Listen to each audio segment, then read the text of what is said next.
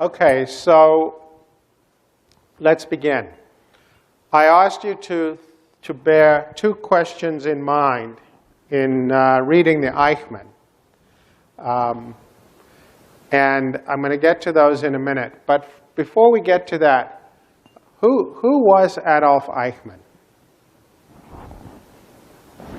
Who was Adolf Eichmann? You're going to have to get a microphone. Okay.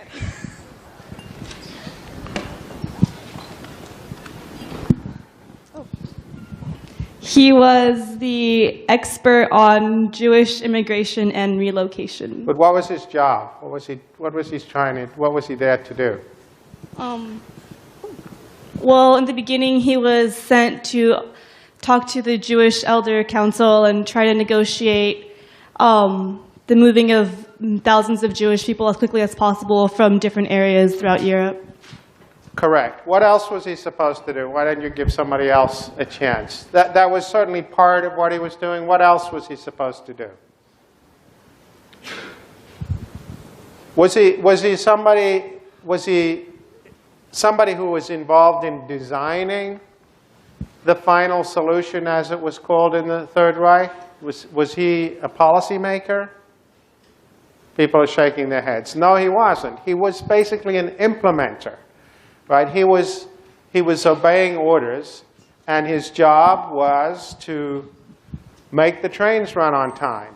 Literally speaking, the trains that were going to take Jews to concentration camps. It was a complicated logistical feat, and he was in charge of it. His job was to make sure that it was an efficiently run operation. As I said, at the end of the war, he was actually captured by the Allied forces, but they didn't realize what a significant figure he was. He was subsequently released inadvertently, made his way to Latin America, where he lived undercover until the Mossad found out where he was. And in 1960, they kidnapped him, brought him to Israel, where he was tried in the trial that you read about in this book. Today, found guilty of crimes against the Jewish people and crimes against humanity, and put to death. Okay, what kind of a person was he? What do you think motivated him? When you read this, what kind of a person? What stood out about him? Anybody? Anybody?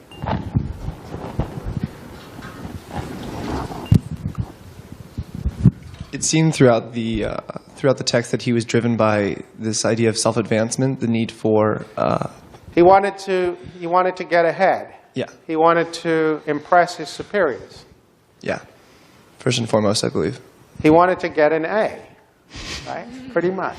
That's what he was. That's one thing that strikes you about him. Yeah. What else struck you about him? The thoughtlessness that he demonstrated throughout the campaign. The what? Sorry? The thoughtlessness. Thoughtlessness. Just kind of the blind obedience to the Führer's word. He was not a reflective man. Not at all. He's not somebody who would question authority, right? Did you get the impression he hated Jews? No. No. What makes you say that? I mean, well, first, during his testimony, he claimed that he didn't hate Jews. He actually was a supporter of the Zionist movement through some of the readings that he did before 1939, and throughout even the years between 1939 and 1945, when he was carrying out all these actions that were detrimental to the Jewish people, he found himself, having Jewish friends, working with the Jewish people, trying to find solutions, but as long as that didn't contradict the orders of his superiors. I think you got him exactly right. He was not somebody motivated by a visceral anti-Semitism. Indeed, you get the impression reading this book that if his superiors had said to him, instead of shipping people to concentration camps, we want you to ship munitions around the Third Reich to resupply the army, or we want you to ship car parts. He would have done it with the same zeal and desire to improve his standing with his superiors. He wouldn't have been any different about it. He didn't seem to be like somebody who saw this as a great opportunity to do something he really believed in. He was simply trying to get an A, trying to get ahead, trying to impress his superiors, do a good and efficient job at whatever it was that he was asked to do.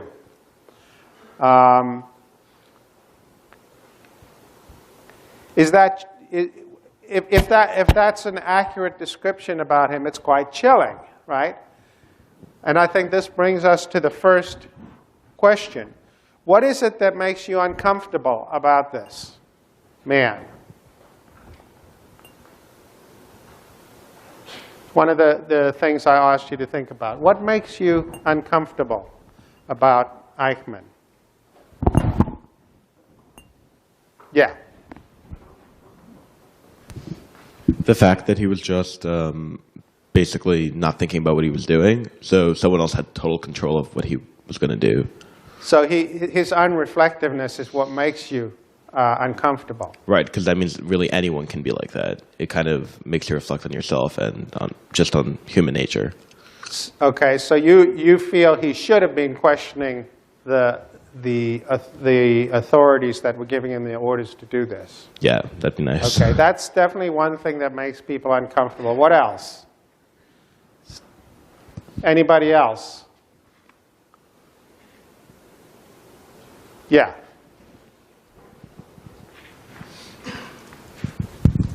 It was just that his unreflectiveness transferred to the fact that, he wanted to do his job well, but the fact was that he wasn't just transporting munitions. These were people's lives, supposedly people he easily could have been friends with. Right. He wasn't thinking about the larger purpose. So it's connected to the unreflectiveness, although we'll see that one of the themes in this course that political theorists write about is the whole idea of detaching means from ends, of thinking about how to do things efficiently without reference to what it is that we are doing. But it makes us uncomfortable. What else makes you uncomfortable about this man? What makes your skin crawl when you think about him?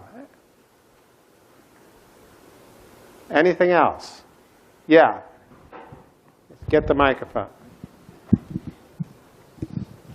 He was gloating. Like when he was in Argentina and he was doing his interviews, he was gloating about the millions of people that had died because of him, because of his work. He was pleased that he had done a good job. Yeah. It wasn't as if he was doing this with any sense of reluctance, right? He was doing it with, even though you don't get the sense that this man had a visceral anti-Semitism about him, he certainly was pleased with the fact that his superiors liked what he was doing and that he was being commended for it, and he was getting ahead. Anything else that makes you uncomfortable about him? Yeah.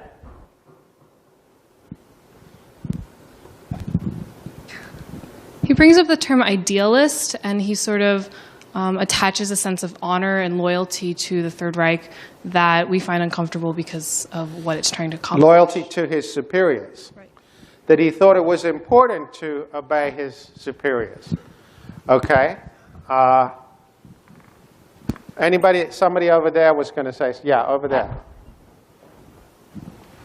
Well, it's not something specific about his actions, but I'm uncomfortable with the fact that one, he is considered normal by all the tests, and two, when he wasn't thinking at all, he actually thought he was thinking, and he fooled a lot of people into thinking that he's smart and competent. So it makes you wonder if that stupidity is just something within all of us. Yeah, I think that's right as well. So here you have a man who is completely unreflective about what he's doing. He's obeying orders from above.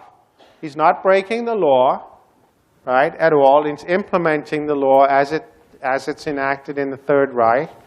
And he's going about something that is absolutely monstrous with calm efficiency and good humor, and going home You could imagine this guy going home at the end of the week, playing with children, being friends with the neighbors, going to a barbecue, and going back to work the next day. Right? It's one of Arendt's phrases to capture this is that one of the things that seems so chilling about this guy is that he doesn't seem like a monster. He seems like the man next door. And the phrase she uses is the banality of evil. He doesn't seem like somebody who's got some unusual trait. So I think, to turn the screw a little bit further, one of the things that makes people uncomfortable with a man like this is sort of makes you wonder, how would you have behaved in his situation? I mean, you hope you would have not behaved as he did, but he doesn't seem that unusual. He seems completely unremarkable man, fairly typical guy, doing what he's, putting one foot in front of the other in the situation in which he finds himself, and getting on with his life. And that, I think, is captured by her phrase, the banality of evil. Okay, let's now just put Eichmann to one side for a minute and think about the second question I asked you to reflect upon while reading this. What two things make you most uncomfortable about the events surrounding Eichmann's apprehension, trial, and execution? First of all, why did Israel do what it did? Why do you think they went and kidnapped him? I mean, the normal process, if you're trying to get hold of a criminal in another countries, you go and you apply for extradition, and you make the case, and you go to court, and the person is arrested, and eventually they're brought to trial. So why didn't they do that? Why did they do what they did? Anybody either know or want to take a guess? Why did they do that? Anyone want to try that? Yeah. Well, it seems to imply that they might have been concerned or might have suspected that other countries wouldn't be sympathetic to their wish to try Eichmann. Okay. They might have worried that he'd garner a certain amount of international support or defense from the country he was living in. I think that's right. If they had tried to extradite him, it wouldn't have worked. As soon as he knew, there were many other former Nazis in Argentina and elsewhere in Latin America.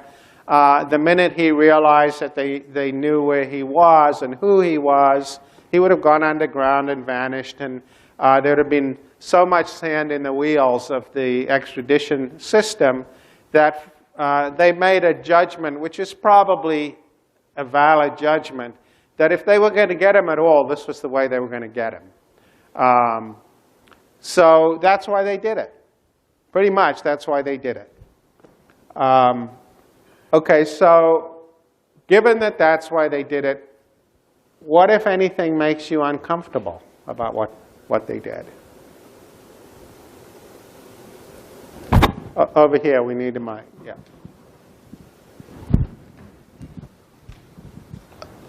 In one of the last two chapters, I believe, they're discussing the reasons for judgment against him on all of the counts. And one of them, she's discussing the four main points that they attempt to prove through the prosecution. And in some of them, they discuss the term in dubio contra reuem, which is, I guess, when in doubt, act against the defendant. Mm-hmm. And that was kind of just when we don't have necessarily all of the evidence, because a lot of it is speculative, we will act in a way that will... Okay, so there was not a lot of attention to the rules of evidence. Yeah. Right? Okay, so that's one thing. There were a lot of what we would think of as procedural irregularities in this trial. Yeah. I was uncomfortable with the speed of the execution. It happened extremely soon after his appeal and plea for mercy, within a couple hours. Right. It was It was the way executions are done in China today, not the way executions are done in the United States today, right? He was very rapid. And why were you uncomfortable with that? I think there's no doubt that what he did was wrong, but you at least have to go through the procedures just to ensure that, you know, justice is actually served, so that even if it was correct that they should have, you know, that he deserved the death penalty, I think the protocol should have been followed, in that he should have gotten his time to make the appeal and. Okay. You know. Anything else make anybody uncomfortable about what was done? Over here, yeah. It mentioned in the beginning how showy the trial was, and one part that I thought really stuck with me was when the author mentioned that Israel's laws itself prohibited Israeli law prohibited Jewish and non-Jewish marriage. So how the two societies, although one is certainly worse than the other, I think on a moral level, there's still no perfect society, and that really kind of was disturbing, I think. Okay, so it was something of a show trial. Yeah. It was, there was more than one agenda here. One agenda was justice, bringing him to justice, but clearly there was an agenda of revenge, and there was an agenda of catharsis for many of the people who testified, who came there. It was very important for them personally to get up and speak about what had happened to them, for which he was held responsible. So there were multiple agendas going on here, only one of which was what we normally think of as what's going on in a criminal prosecution. Anything else make anybody uncomfortable? Yeah, over here.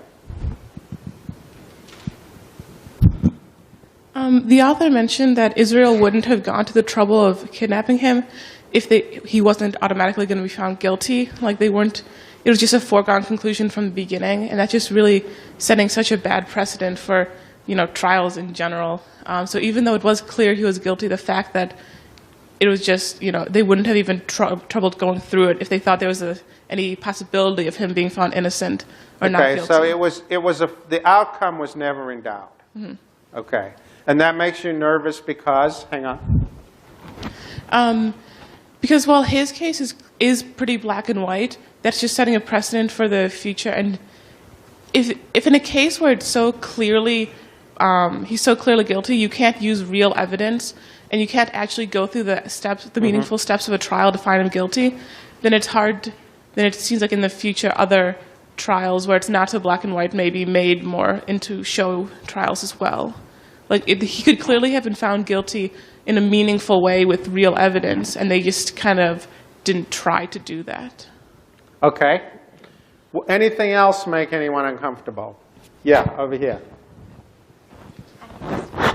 Also, the lack of evidence that was eligible for procurement on the side of the defense and the lack of defense support really stuck out to me. They didn't have what we call discovery. There was a lot of procedural irregularities here. They didn't have access to the evidence, and they could make. There were a lot of what, you know, when you will go off to the law school and you learn criminal procedure a few years from now, there was a lot of what would be called reversible error in this trial. That is, on appeal, would have run into trouble, procedural problems. So there were procedural problems in the trial. What else? Over there, yeah. It makes me uncomfortable that Israel was even claiming jurisdiction in the case, considering the crime did not happen on Israeli soil, and that they literally had to send their Secret Service to kidnap him to bring him to Israeli soil. Okay, so you are troubled that they thought they had jurisdiction in this matter. Right. Because the crime didn't happen on Israeli soil. Any other reason why one might be troubled that they claim jurisdiction? It felt like it was the country kind of speaking for a people or speaking for humanity in a way that was just unsettling to me. Okay. That they arrogated to themselves the right to prosecute in the name of the Jewish people and in the name of humanity, crimes against humanity. They convicted him of, you might say, who appointed them to do that? I think there's a lot of truth to what you say there, but there are a number of other aspects to it as well. Why else might we be troubled that they thought they had jurisdiction to do this? What does jurisdiction mean anyway? What is jurisdiction? Yeah.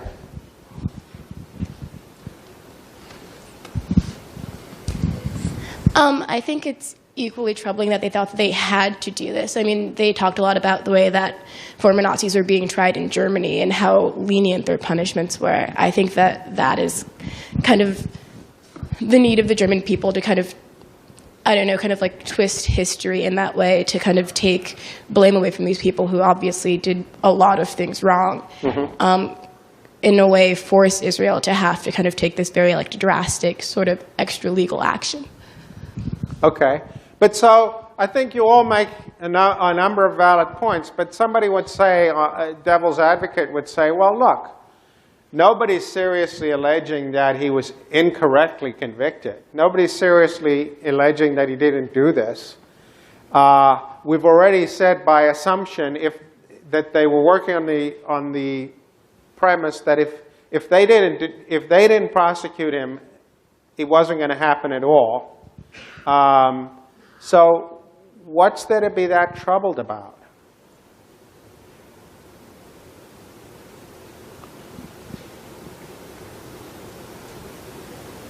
Is there a counter-argument to that? Yeah, over there. Next time, it might not be so clear. Another country might use this as a precedent so for there's themselves. a precedent issue and what are the precedents we're worried about? The precedent of claiming jurisdiction over any number of crimes that occur elsewhere, the precedent of basically kidnapping in order to have a legal system, the precedent of show trials for serious crimes. You know, it's potentially a huge issue. I don't know if you noticed. Israeli politician Livni canceled a trip to Britain a few weeks ago because they discovered that some prosecutor in Britain was going to have her arrested for war crimes in Gaza. She had been foreign minister during the Gaza invasion a year ago. And the British government was very embarrassed, and they trying to fix it so that that couldn't be done again. But, you know, Pinochet couldn't travel to many places because he was eventually going to be arrested. There are some countries in which there are conversations about whether they might try and arrest Donald Rumsfeld if he travels to them for, you know, what went on at Abu Ghraib. So if countries start setting themselves up and saying we have the right to prosecute war criminals, you know, how's it going to be regulated? Who they're going to be answerable to? So that those sorts of, it might look okay in this case because we're not, you know, nobody seriously contends that Eichmann didn't do these things or that they were justifiable. But there's this precedent-setting issue that you have to worry about. Anything else? Anything I haven't mentioned that you might find troubling? I mean, might somebody not say, look, this guy's being, it's not just that it wasn't on Israeli soil. This guy is being prosecuted by a legal system which didn't even exist when he committed his crimes. And furthermore, he was obeying a legal system that did exist. Right? He was in Germany in the 1940s obeying the laws of the Third Reich. He wasn't breaking any laws then. And now he's being tried in a legal system and a country that didn't even exist then for violating other laws. Isn't this just victor's justice?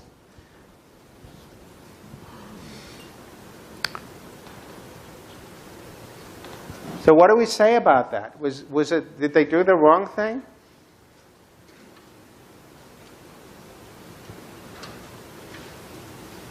A lot of people, I think, would grant to much of what's been said here and still be troubled by the notion that they shouldn't have done it because he would never have been brought to justice. Okay, now let's take a step back from this conversation and bring in what we were doing in the first half of our discussion.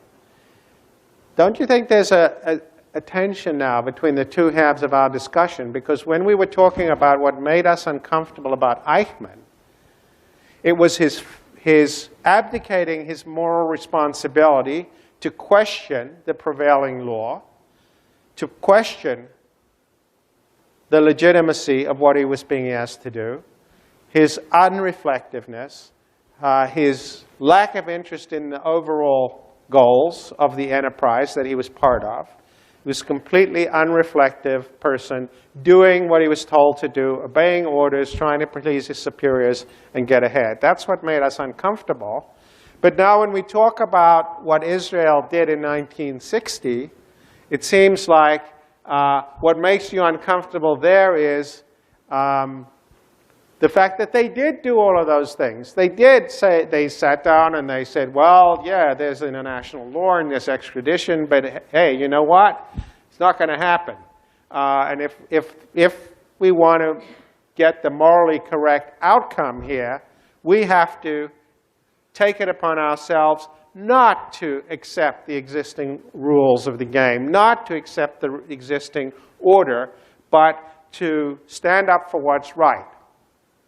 So how is it that we, on the one hand, are uncomfortable with Eichmann for failing to do that, but here we're uncomfortable when these Israeli commandos and prosecutors do exactly that? Is that a real contradiction, or am I missing something? Anybody want to pick up that? What do you think?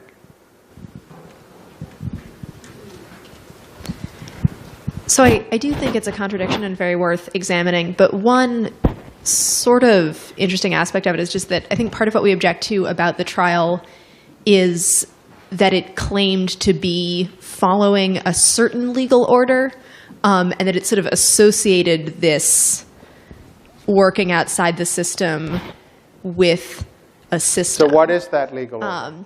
With the Israeli legal system. I mean, with the judicial, court system of the nation but of Israel. Even that, I mean, I take your point, but it's not very plausible. It's not the best defense because, after all, as has come up in this conversation, even by the standards of existing Israeli law, this was not a great. Right. What I'm saying trial. is that this trial, which clearly wasn't, broke a lot of what we would consider the good standards for trial, sort of tainted somehow the idea of the Israeli judicial system. I mean, it seems like maybe, I'm not saying this would have been better, but some of our objections wouldn't necessarily apply if it had been really obviously just like a political assassination because they didn't know what else to do with him. I mean, not that would be acceptable either necessarily, but just the relation of this to the courts gets in there somehow too. Okay, so that might speak to part of it. But anything else about this tension between, on the one hand, we're worried that Eichmann abdicated his moral autonomy and responsibility. On the other hand, we're uncomfortable that they asserted theirs. Yeah. Well, I'm not really quite sure the tension completely exists if we're to assume that one system of government or one system of laws is like legitimate and valid, like the Israeli trial system, like having a system that lets you have appeals, that doesn't kidnap people illegally, versus a system that kills millions of people who are innocent of doing anything wrong and kills them simply for who they are. So in Eichmann's case, it seems to me that it is legitimate to challenge him, to challenge the system, and to be shocked or disappointed when he doesn't and just goes along with it. On the other hand, to bring someone like that to justice, it is a bit troubling that when you have a system that does work, or that we widely believe to be a system that, like a judicial system that does work and is sort of widely accepted to be a good system, setting a precedent there could be potentially a bad thing. I'm not quite sure there's a tension if in one case challenging the system is good and the other maybe challenging the system has more of a gray area of issues. Well, I think you've hit the nail on the head. I think that the tension goes away if we say, well, you know, the reason we are troubled by Eichmann's failure to ask any questions about what he was being asked to do within the legal order of the Third Reich is that it was an illegitimate legal order. It was, as Arendt says somewhere in there, it was a criminal regime. And it was his failure to recognize that that makes us uncomfortable. On the other hand, when we start talking about the system of international law, it has its imperfections, but we're much more ambivalent about saying people can ignore it with impunity because we don't see it as an illegitimate order in the same way that we did. So I think you're exactly right when you point out that the apparent, this is not a real tension, it's an apparent tension which depends for appearing to be a tension on the fact that most of us don't have any qualms in thinking about the Third Reich as an illegitimate regime, and that's why we're uncomfortable with his actions. Whereas when you do have at least a fledgling legitimate international legal order, we become uncomfortable with people who flout that. So I think that's right, but it places the central question of this course into sharp relief. Because our question is, well, what is it that makes a regime legitimate or illegitimate? You know, if we say you have an obligation to resist an illegitimate regime and to obey a legitimate one, that just pushes the question one step further back. What is it that makes a regime legitimate? And that is the question that we're going to organize our discussion around in the coming weeks and months. We're basically going to explore 5 answers to that question, or 5 types of answers, or 5 classes of answers to that question. And they represent the main ways in which political legitimacy has been thought about in the Western tradition over the past several hundred years. The first one that we're going to look at is the Utilitarian Tradition. And the Utilitarian Tradition, which we're going to trace back to Jeremy Bentham, who we'll start talking about on Friday, says that a regime is legitimate to the extent that it maximizes the greatest happiness of the greatest number of its citizens. Now, there are huge arguments within the Utilitarian Tradition as to what counts as happiness, how you measure it, what you do if promoting the happiness of some comes at the expense of the happiness of others. All of those things get argued about endlessly in the Utilitarian Tradition, and we will explore some of those arguments as we go along. But the basic idea is that good regimes, legitimate regimes, maximize the utility or the happiness of people who are subject to them. And then the second set of answers, the second tradition we're going to look at is the Marxist tradition, which comes into its own in the 19th century. And that basically identifies the legitimacy of the state with the presence or absence of exploitation. Legitimate governments are those that try to prevent exploitation, and illegitimate governments are those that facilitate exploitation. Again, just as in the Utilitarian Tradition, there are huge disagreements about how to identify utility and measure it. In the Marxian tradition, from the beginning, there have been huge disagreement about what constitutes exploitation, how you would know it when you see it, what would be involved in eradicating it, and how governments might or might not be able to do that. But at the end of the day, it is the presence of exploitation that is the marker of an illegitimate order. And it's the possibility of escaping exploitation that creates the possibility of a legitimate order. And so the Marxian answer to the question of legitimacy revolves around this idea of exploitation. The third tradition we're going to look at is what's commonly known as the social contract tradition.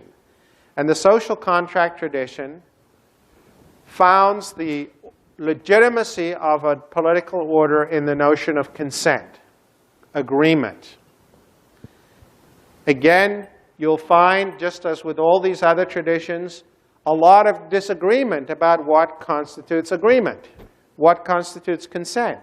Is it some people who actually agreed at some point in the past that should bind us? You know, the American founders agreed on certain things, and therefore we should be bound by what they agreed upon?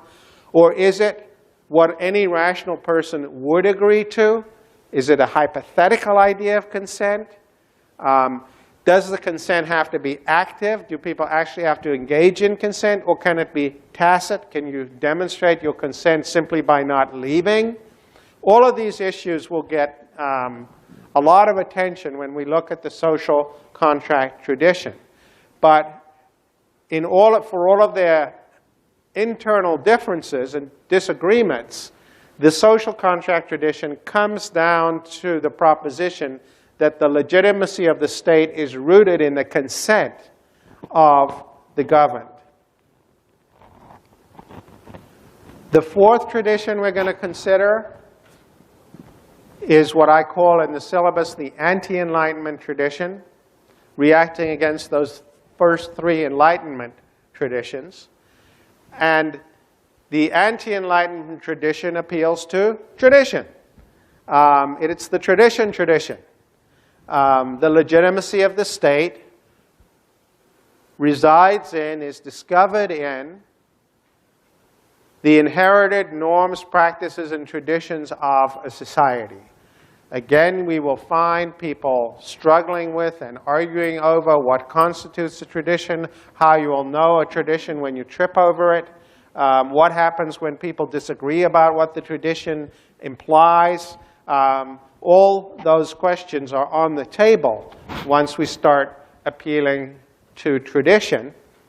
But at the end of the day, it is the appeal to tradition itself that becomes important. That when you criticize the government, you have to appeal to something that's immanent in and accepted in the tradition. The rights of Englishmen, let's say, as it was appealed to in the 18th century. And then there's a tradition about what the rights of Englishmen are thought to have been, going all the way back to Magna Carta. That becomes the basis for arguing about the legitimacy of the present actions of the government. The fifth tradition we're going to look at is the democratic tradition. And the democratic tradition says that the legitimacy of the state depends upon the extent to which it obeys something which we'll call the principle of affected interest. That is, whether those people whose interests are affected by its actions get to control what it does. Close cousin of consent, you might say, and indeed the democratic tradition is a close cousin of the social contract tradition. But at the end of the day, it's a different tradition and often works through, but not always, the idea of majority rule. And again, in the democratic tradition, there are huge controversies about how we operationalize and apply this idea of affected interest as the basis of politics. But the underlying notion is that if you can resolve those issues, trying to make the government the agent of people who are affected by what it does is the name of the game in promoting legitimacy and undermining illegitimacy of the state. So those are the 5 traditions we're going to explore. And we're going to come back again and again, not only to the Eichmann problem, but to other practical examples that throw this question of the legitimacy of the state into sharp relief. But at the end of the day, we're always trying to understand what the basis for political legitimacy actually is. We have a couple of minutes for questions if anyone would like to. Yeah, it's Mike over here.